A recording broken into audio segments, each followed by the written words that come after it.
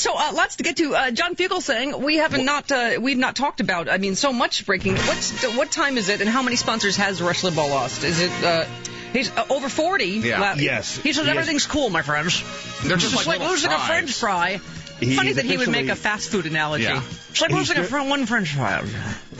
He's driven away more sponsors than Lindsay Lohan did her entire time at Betty Ford. As you probably know by now, he had 5 minutes, 33 seconds of dead air yesterday in New York. An improvement. Which was, people were like, wow, now I like show's this. much better.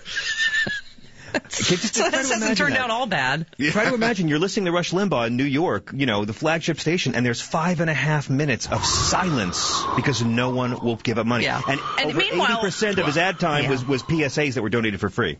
Yeah, well, and meanwhile, John, any of us in radio know that this is a load of when he's like, everything's fine. There's nothing more to see here. It's like, no, it's not fine. It's not fine. Even for Rush, it's not fine when you've lost 40-something. When you're running PSAs on that big of a show, something's wrong. And also, I'm not dead. I feel happy. I feel happy. Speaking of radio broadcast professional myself, can you hear it in his voice? A lot of people have written me that. A little bit of fear. You can hear he's a little scared. Yeah. He sounds like we did when we filled in for Imus on MSNBC back when we cared about being on television and it made us nervous. Yeah. And the only thing now we don't care about that is your sweat stains. And that wasn't even nervousness. That was just hormonal and too many lights, too many television lights. Yeah.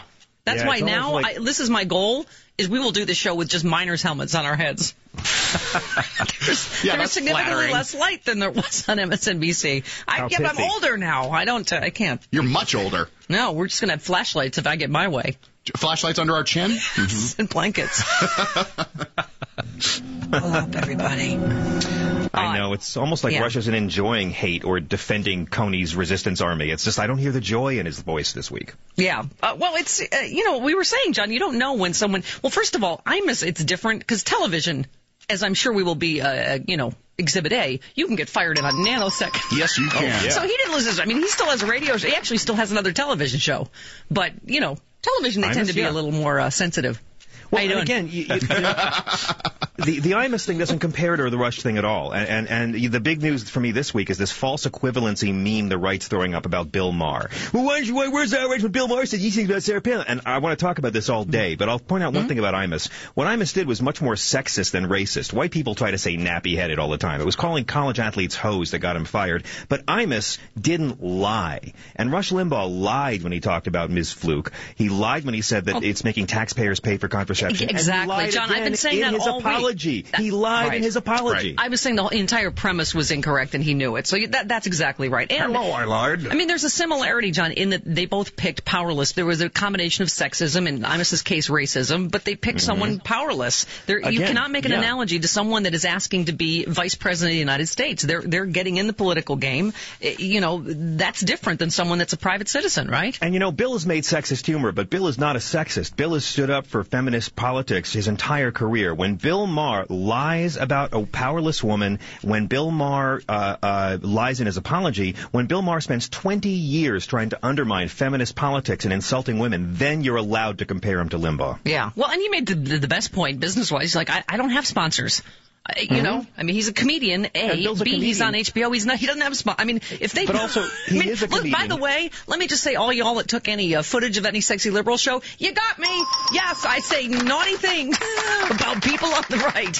I mean... Yeah. Right. But you go after elected officials. One thing I'll say about the sexy liberal show, we don't go after conservative folks. I go out of my way to be nice to conservative folks, and I welcome any conservative people in the audience at every show we do, because it's very important that we go after those in power. We don't attack down. That's why the right has a hard time being funny, because they're all about attacking down. Bill Maher attacks powerful women. Well, John, when we started Sexy Liberal Tour, that's what you said. You and Hal have worked comedy club. I've never left my house generally for 20 years, but you guys. But there's anybody that goes knows there can be a really racist, sexist, homophobic sort of bent to, the mainstream comedy clubs, and that's why Sexy Liberal is turning that paradigm on its ear. We're making fun of, in our mind, right, the sexist, racist, homophobes, the bullies. The people in power. Dickory dock. Yeah. Well, there is that.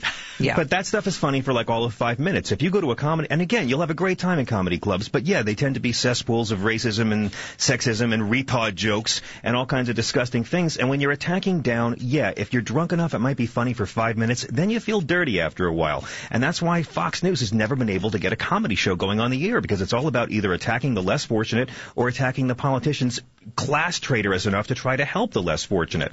That's why progressive comedy works better. That's how it's always been since Mark Twain, since The Fool and King Lear. We're attacking up, not down. And we have the prettiest ones like John Fugelsang and Hal Sparks. Yes, we did. Pretty. And we just had a Shakespeare reference. Right? There you go. You did already at 6 o'clock in the morning. Yeah. And let me add a fart joke. Oh. Right. 18 minutes highbrow, lowbrow, unibrow. 18 minutes. All the food groups. 18 minutes after the hour. Right back. Fridays with Fugelsang on the Stephanie Miller Show. Call Stephanie now.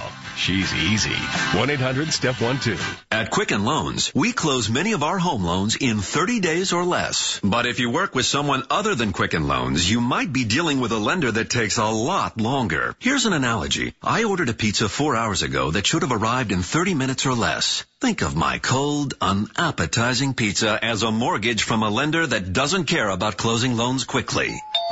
Here's your pizza, dude. You should have been here a lot sooner. Who do you think I am? Quicken Loans?